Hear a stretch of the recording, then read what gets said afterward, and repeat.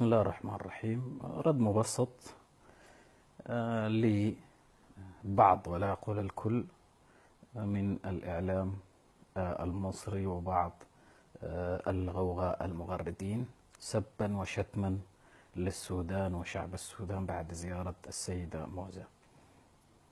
بداية، كما هو معروف أنه البيئة الآسنة لا تنتج سوى الشوائب والجراثيم لتتكاثر عليها. كذلك في عصر السفاهة غير مستغرب أبدا التفاهة. ومصر حاليا أو منذ فترة بتعيش حالة غير طبيعية، فبالتالي أمر طبيعي أن يتصدر واجهة الإعلام المصري أمثال توفيق عكاشة وعزمي مجاهد وأحمد موسى وغيرهم لكي ينفثوا من سمومهم تجاه الآخرين دولا وشعوب دون أدنى احترام ولا تقدير ولا حتى اعتبار لقدسية المهنة التي يمارسونها اللي هي مهنة الصحافة. بداية، رسالة بسيطة للشعبين المصري والعقلاء من الشعب المصري. بالنسبة للشعب السوداني، أتمنى من كل قلبي أن لا ننحدر إلى مستوى لا يليق بأخلاقنا وخلقنا لكي نشمل كل المصريين أو نسب دولة مصر بسبب بعض توافههم. يجب أن نعبر عن أخلاقنا أيا كانت الأسباب والمسببات، ولا ننهى عن خلق ونأتي بمثله. رسالتي للعقلاء والشرفاء من المصريين: إلى متى؟ إلى متى تستجدون عداء وكراهية الشعوب الأخرى؟ السودان ليس الأول ولا الأخير. الشعب السوداني ما هو الشعب الوحيد. قبلها شاهدنا ما حدث من إعلامكم وغوغائكم تجاه الجزائريين والقطريين والسعوديين وغيرها من دول كثيرة جدا نالت ما نالت من العداء السافر والسب والشتم وقلة الاحترام. لن تكسبوا شيئا ولن نخسر شيء. الخاسر الوحيد هو الشعب المصري البسيط اللي بيعاني ردود أفعال الشعوب الأخرى تجاه ما يجدونه من سب وشتم من قبل بعض إعلاميكم وبعض غوائكم. ثانيا، بالأمس خرج علينا الإعلامي أحمد موسى بمقولة تافهة جدا عندما ادعى أن الخرطوم نفسه تعتبر ولاية مصرية ويمكن أن نستردها. سبقه على ذلك عزمي مجاهد من كم يوم، وقبله من فترة المدعو توفيق عكاشة.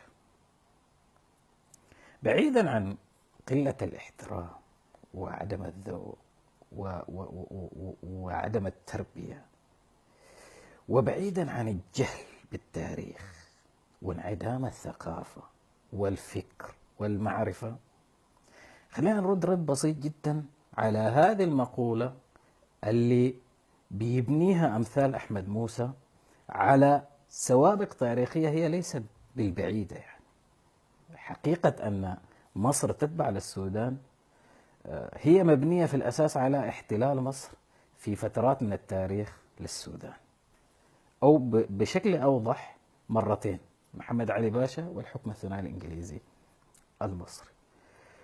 بالنسبة لمحمد علي باشا، أنا شخصيا كمواطن سوداني يا أحمد موسى بقول لك إحنا راضين إننا نكون ولاية مصرية، لكن انتبه لنقطة بسيطة جدا: إذا رضيت أنت لمصر أن تكون ولاية تركية تابعة لأردوغان، لأنك إذا كنت بتبني حقيقة أن السودان ولاية مصرية لأن مصر احتلت السودان من زمن، فالاحتلال المصري السوداني لم يكن احتلالا مصريا في الحقيقة، لأن من احتل السودان هو الحكم العثماني اللي كان في نفس الوقت محتل مصر.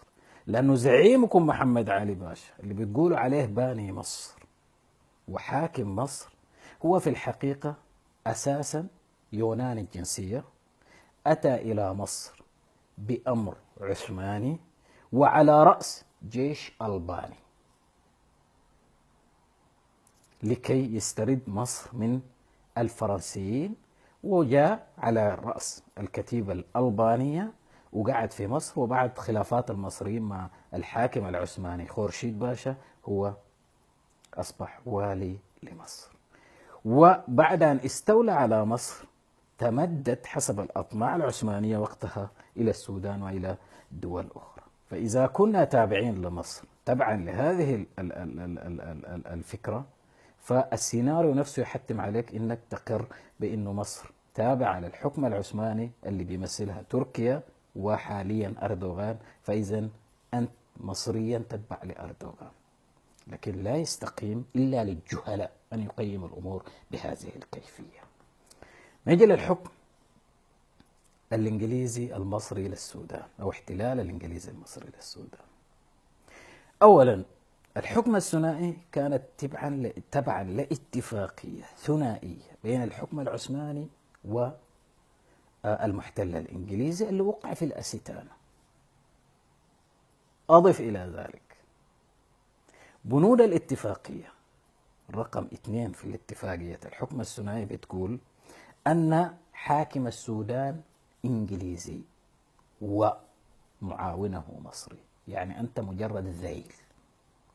البند الثالث من الاتفاقية يا أحمد موسى يا متخلف بيقول أن على مصر أن تتكفل بكل مصروفات احتلال السودان. يعني أنت مش مجرد ذيل كنت، لا، أنت ذيل وكمان ذليل تدفع تبعات الحكم أو الاحتلال المصري، الاحتلال الإنجليزي للسودان. ثم لا أرى أي شرف في أن تعاون دولة عربية مسلمة محتلا أجنبيا في احتلال دولة عربية مسلمة جارة. إذا كان ده شرف أنت بتفتخر به، إحنا بنراه عار ولا من الرجولة. الشيء الثالث والمهم، أنا كشخص عاقل أو غيري من العقلاء ممكن يختلفوا مع حكومة قطر، لكن من الدناءة والرذالة والقذارة إنه أنا انحط إلى درجة استغل خلافي مع الحكومة القطرية في أني أشتم مثلا كمثال والدة أمير قطر، مهما كانت هي سيدة، وكلنا نعرف معنى احترام السيدات والأمهات. ده غير شتمكم للشعوب الأخرى، الجزائر، السعودية، السودان وغيره وغيره. طب تكسبوا شنو انتم من الموضوع ده غير عداء الشعوب وانعكاس ذلك كعداء على المصريين اللي متواجدين في السودان ولا متواجدين في السعودية ولا متواجدين في قطر ولا منتشرين في غيره؟ يا أخي عقلوا يا أخي، بلاش تفاهة وسفالة وقلة أدب. وعلى عقلاء مصر يا أخي تحركوا، سدوا عليكم المجاري النتنة اللي فتحتوها في وجه العالم العربي والعالم كله. إعلامكم القذر كفانا احتمال، كفى الشعوب الأخرى احتمال، وأحذروا من غضب الحليم. السلام عليكم ورحمة الله.